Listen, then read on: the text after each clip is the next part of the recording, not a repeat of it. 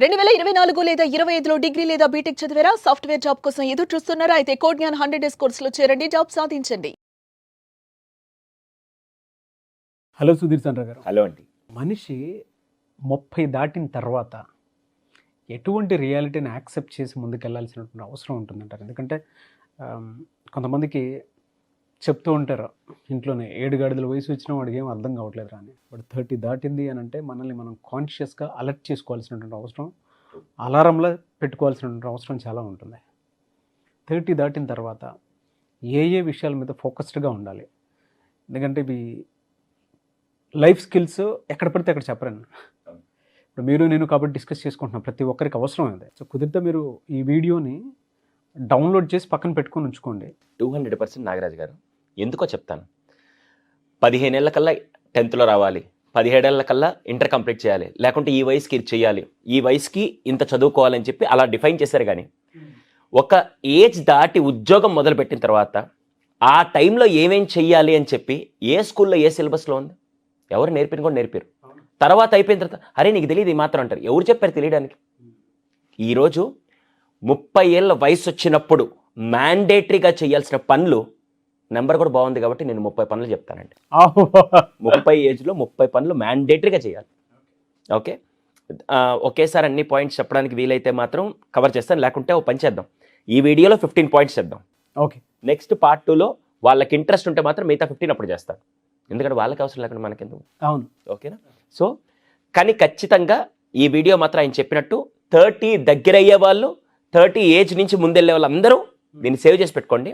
మీరు ఎన్ని పాయింట్స్లో ఉన్నారో కూడా కామెంట్ సెక్షన్ రాయండి. ఏ పాయింట్స్ మీరు ఆల్రెడీ సక్సెస్ఫుల్గా రన్ చేస్తున్నారు. దాంట్లో ఫస్ట్ది మోస్ట్ ఇంపార్టెంట్ ఏంటి తెలుసా? Financial thing. ఫైనాన్షియల్ సెటిల్మెంట్ అనాలో, ఫైనాన్షియల్ ప్లానింగ్ అనాలో, ఏదైనా సరే ఫైనాన్షియల్ ఆస్పెక్ట్లో చాలా చాలా ఫోకస్డ్గా ఉండాలి. 30 ఇయర్స్ దాకా మీరు ఎంత సంపాదించారు, ఎంత ప్లానింగ్ చేశారు, నెక్స్ట్ ఫ్యూచర్ ఏంటి అని ఎవ్వరు అడగరు. కానీ 30 ఇయర్స్ నుంచి ఒక్కసారి మ్యారేజ్ అయిందనుకోండి, అసలు ఇంటికి ఎంత బాగా ఫైనాన్షియల్ సపోర్ట్ ఇస్తున్నాడు, సంపాదించింది ఎలా సేవ్ చేస్తున్నాడు, సంపాదించింది ఎలా ఖర్చు పెడుతున్నాడు అని చెప్పి ఫైనాన్షియల్గా ఖచ్చితంగా ప్రతి ఒక్కరూ ముఖ్యంగా ఫోకస్ చేయాల్సింది ఈ ఫైనాన్షియల్. రేపటి రోజున ఎవరు ఏ విషయంలో వచ్చి సహాయం చేస్తారు, కానీ ఫైనాన్షియల్లో మాత్రం మన రెస్పాన్సిబిలిటీ. First financial aspect. సెకండ్ది అన్నిటికంటే ముఖ్యమైన తెలుసా? అసలు 30కి రీచ్ అయిన తర్వాత మీ విజన్ ఏంటి, అసలు ఏం చేయాలనుకుంటున్నారు, దాని ప్లానింగ్ మస్ట్ అండ్ షుడ్గా ఉండాలి. ప్లాన్ చాలామంది చేస్తారు, నేను ఈ లోపలి సాధించాలని, కానీ దానికి డెడ్ లైన్ పెట్టకపోతే అన్నిటికంటే వర్స్ట్ ఏం తెలుసా? నేను ఆ కారు కొనాలి, 3 సంవత్సరాల క్రితం అదే చెప్పాడు, ఇంకో 4 సంవత్సరాల తర్వాత కూడా ఇదే చెప్తాడు. కానీ ఎప్పటి లోపల కొనాలి అనే dead line is very important. ప్లానింగ్లో డెడ్ లైన్ ఉండాలి. నేను 10th పాస్ అవుతానండి ఎప్పుడు 50 వచ్చాక కాదు కదా, 15 ఈ సంవత్సరం లోపల పాస్ అవుతాను అని చిన్నప్పుడు ఎలా డెడ్ లైన్ ఉండేదో, నేను నెక్స్ట్ 1 ఇయర్లో నేను ఒక 10 lakhs ఇన్కమ్ జనరేట్ చేయాలి, 1 ఇయర్లో, నెక్స్ట్ 3 ఇయర్స్లో నేను ఒక కార్ కొనాలి, నెక్స్ట్ 5 ఇయర్స్లో నేను ఇల్లు కొనాలి అని ఒక ప్లానింగ్ చేసి దానికి డెడ్ లైన్ మ్యాండేటరీగా పెట్టాలి. This the second point. Third one, ఒకసారి 30లో కెరియర్లోకి వచ్చాక ఫస్ట్ మీరు చెక్ చేసుకోవాల్సింది ఇండివిజువల్ రివ్యూ అంటారు, లేదా కెరియర్ ఆస్పెక్ట్ అంటారు. అంటే ఆ రోజు ఏదో చదువు అయిపోయిన తర్వాత అందరూ వెళ్తున్నారు, హడావిడిగా ఏదో ఒక ఉద్యోగం చేయాలని ఉద్యోగాలు వచ్చేసారు. కానీ వెనక్కి తిరిగి చూసుకుంటే ఎందుకో నాకు ఆ ఉద్యోగం సూట్ అవుతున్నట్లేదు, ఇది కాదు నా కెరియర్ అని ఒక్కసారి వెనక్కి తిరిగి చూసుకుంటే, ఇంకా నా చేయి నీ చేతిలోనే ఉందని చెప్పే డైలాగులు ఉండకుండా ఉండాలంటే ఫస్ట్ అర్థమైంది అనుకుంటా. మీరు ఒక్కసారి ఆ రోజు ఎవరో చెప్పారని వెంటనే హడావిడిగా వెళ్ళిపోయింది కాకుండా, నిజంగా నేను చేసే వృత్తి నన్ను భవిష్యత్తులో ముందు తీసుకెళ్తుందా, నిజంగా నేను చేసే పని నాకు ఆనందాన్ని కలిగిస్తుందా లేదా అని థర్డ్ పాయింట్గా మిమ్మల్ని మీరు చెక్ చేసుకొని ఆ కెరియర్ సూట్ అవుతుందా లేదా ఫస్ట్ మాత్రం అనాలిసిస్ చేయండి. మ్యాండేటరీ. ఇది కనుక చేసుకోలేదనుకోండి, దట్ ఈస్ ద టైం. మీరు ఒకవేళ షిఫ్ట్ కూడా అయ్యే టైం అదే. ఇంకా దాటిన తర్వాత 50కి వచ్చిన తర్వాత ఏం చేయగలుగుతారు? వెనక 4 బంధాలు, వెనక 4 అకౌంట్లు, ఇవన్నీ ఉంటాయి. కుదరదు. దయచేసి అక్కడికి కెరియర్ షిఫ్ట్ చేసుకునే పాయింట్లో కూడా ఇది చాలా ఇంపార్టెంట్. ఫోర్త్ వన్ అన్నిటికంటే ముఖ్యం. అన్నీ ముఖ్యమే. 30 పాయింట్స్ నాకు తెలిసి ఏ ఒక్క పాయింట్ లేదు వద్దు అనేదానికి లేకుండా 30 పాయింట్స్ ఇంపార్టెంట్. దాంట్లో ఫోర్త్ది అన్నిటికంటే ఎక్కువ ఇంపార్టెంట్ ఏంటి తెలుసా? This is the right age. మీ ఫ్యామిలీకి మీరు ఒక రెస్పాన్సిబుల్ పర్సన్గా, మిమ్మల్ని ఇన్స్పిరేషన్ తీసుకునే పర్సన్స్ ఉంటారు కాబట్టి మీరు ఫస్ట్ మీ ఫిజికల్ హెల్త్ ఇంపార్టెంట్. దానికోసం మీరు చేయాల్సింది ఎక్సర్సైజ్. ఎంత బాగా ఎక్సర్సైజ్ మొదలు పెడతారో అది మీకే తెలియకుండా ఒక ఫిజికల్ స్ట్రెంగ్త్తో పాటు మెంటల్ స్ట్రెంగ్త్ కూడా ఇస్తుంది. హెల్త్ చాలా ఇంపార్టెంట్. చాలా దాంట్లో మీరు దాని తగ్గట్టే సప్లిమెంట్స్ తీసుకోవాలి.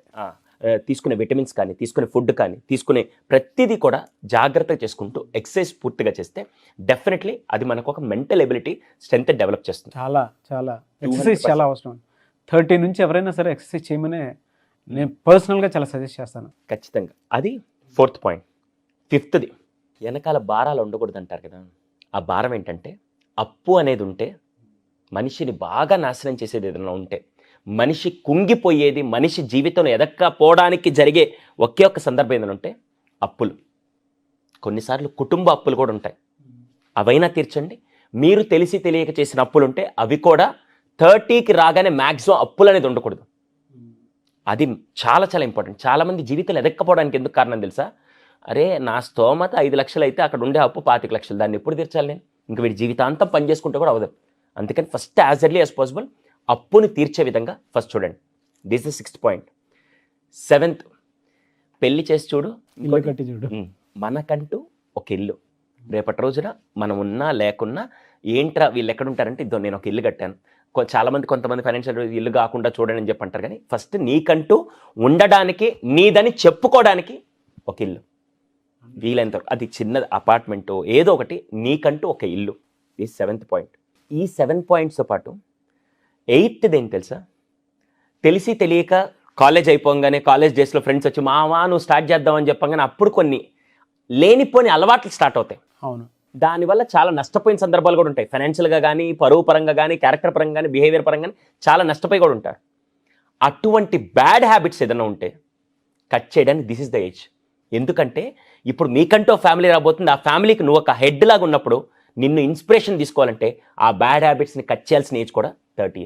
అవును. సో బ్యాడ్ హ్యాబిట్స్ కట్ చేసి 9th అన్నిటికంటే ఇంపార్టెంట్ ఏంటంటే, వయసులో ఉన్నప్పుడు బాడీ బాగా సహకరిస్తుంది.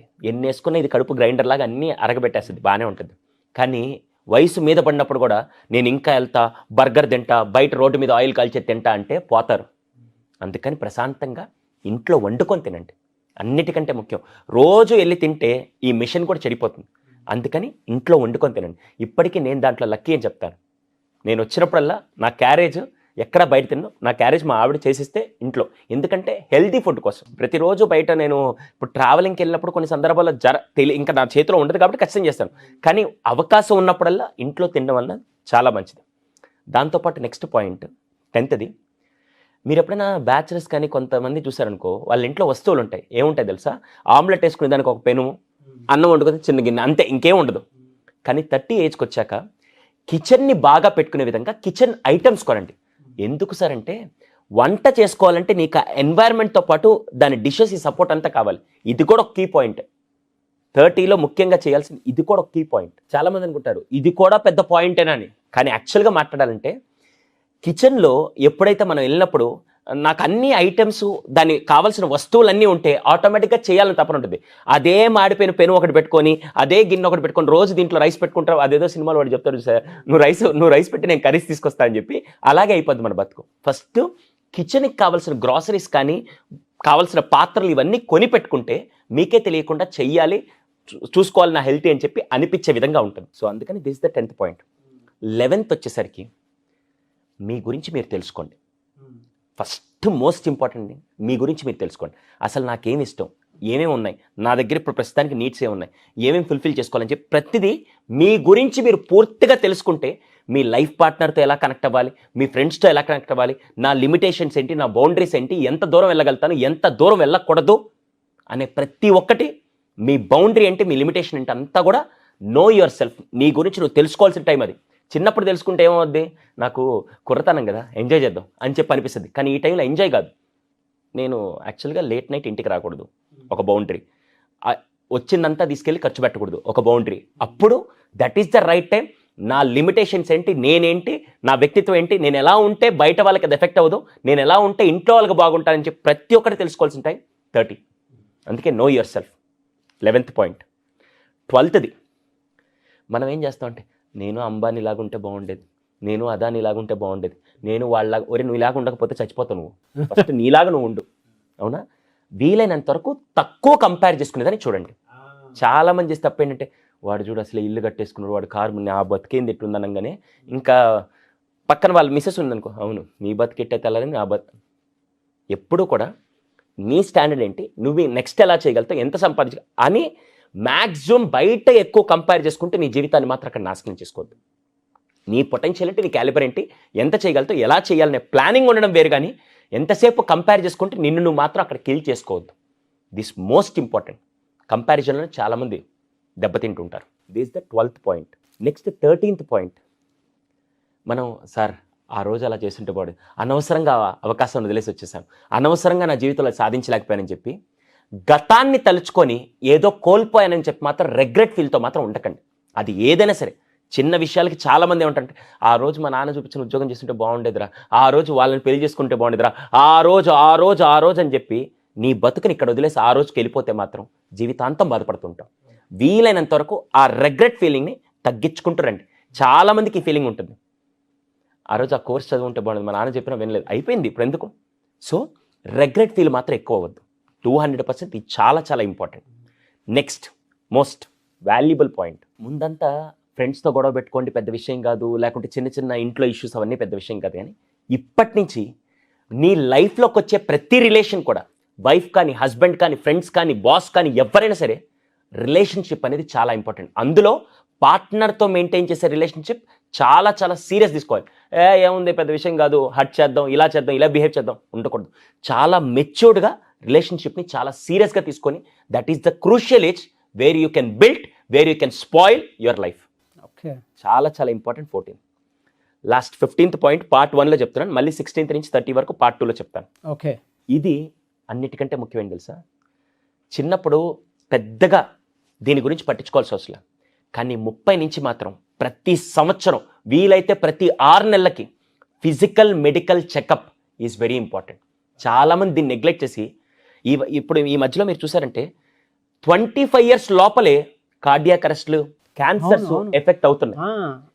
ఆఫ్టర్ లాక్డౌన్ కరోనా చాలా ఎఫెక్ట్ తోటి ఎప్పుడు అంటే ఏ ఏజ్కి ఏది అటాక్ అవుతుందో కూడా తెలియకుండా. అందుకని మన జాగ్రత్తలో మనం ఉండాలి. కాబట్టి 30 తర్వాత 30 ఏజ్ నుంచి ఎవ్రీ 6 months అది మీకు ఖర్చు అనుకున్నా పర్లేదు, మెడికల్ చెకప్ చేసుకొని మీరు ఎంత ఫిట్ ఉన్నారు, ఏవే బ్యాలెన్స్ చేసుకోవాలనేది ఖచ్చితంగా మ్యాండేటరీగా ప్రతి ఒక్కరు చెక్ చేసుకోవాల్సింది. లేకపోతే ఏదైనా జరగరాని పరిస్థితులు జరిగితే ఆ కుటుంబం ఇబ్బంది పడుతుంది. సో 30 yearsలో మ్యాండేటరీగా చేయాల్సిన ముఖ్యమైన పని physical health checkup, medical checkup mandatory చేయాలి.